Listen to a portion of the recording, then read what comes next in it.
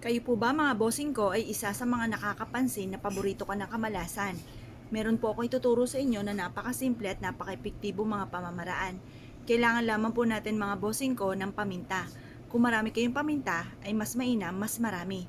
Ngayon po mga bossing ko, iharap po kayo sa may silangan ng 6:30 or kaya po ay alas 7. At ibibilad po natin to hanggang alas 8 pa ng umaga. Ngayon po mga bossing, pag kayo nakaharap na, mag-wish po kayo dito at pasulyap-sulyap kayo ng konti sa may liwanag ng sinag ng araw. Pero syempre, huwag kayong tititig dahil maaaring lumabo ang mata po ninyo, sasakit ang mata ninyo. Pasulyap-sulyap lang mga bossing. Tapos, i-mindset nyo na ang mga pangarap po ninyo ay matutupad. Sabihin nyo po, sa pamamagitan ng pampaswerteng ito at sipag at tiyaga ay magiging matagumpay na ako sa buhay. Kakapitan ako ng swerte at lahat ang mga pinapangarap ko ay matutupad.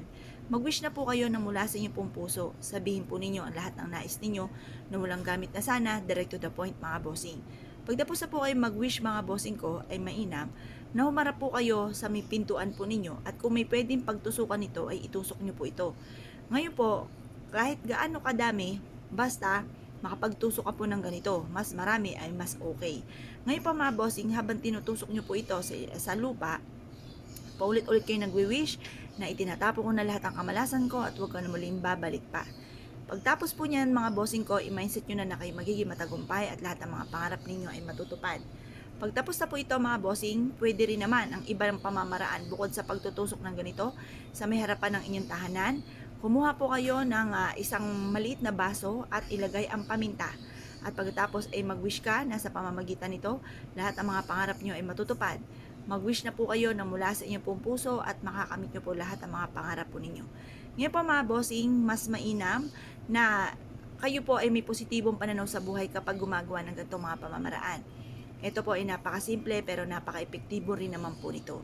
Ngayon po mga bossing, mas mainam po na kayo po ay may 100% na paniniwala.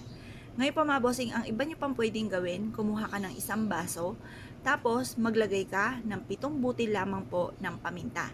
At pagkatapos ay mag-wish ka na alisin na lahat ng mga kamalasan ninyo at puro swerte na dumating po sa inyo. Ngayon po mga bossing, kung kayo po ay naniniwala at gagawin nyo po yan, subukan nyo po yan. Basta kapag tubig, kailangan lagi malinis. Or kung halimbawa man po ay naging brown na ang tubig gawa ng paminta, huwag nyong hahayaan na matutuyo ang tubig. Kapag napansin nyo na parang umuunti, palitan nyo na lang po muli at lagyan ulit ng panibagong paminta at bagong tubig. Mas mainam na huwag nyong hahayaan na matutuyo sa isang basong tubig ang ating tubig na may paminta. Kasi mentras na ito po ay natutuyo, paunti na paunti ang blessing, paunti na paunti ang swerte. Kaya mas marami, puno po siya at laging malinis. Huwag nyong hahayaan na umunti mga bossing. Ngayon pa mga bossing ko kayo pinaniwala at na-issue po itong gawin. Ay siya mga bossing, good luck po sa inyo po lahat.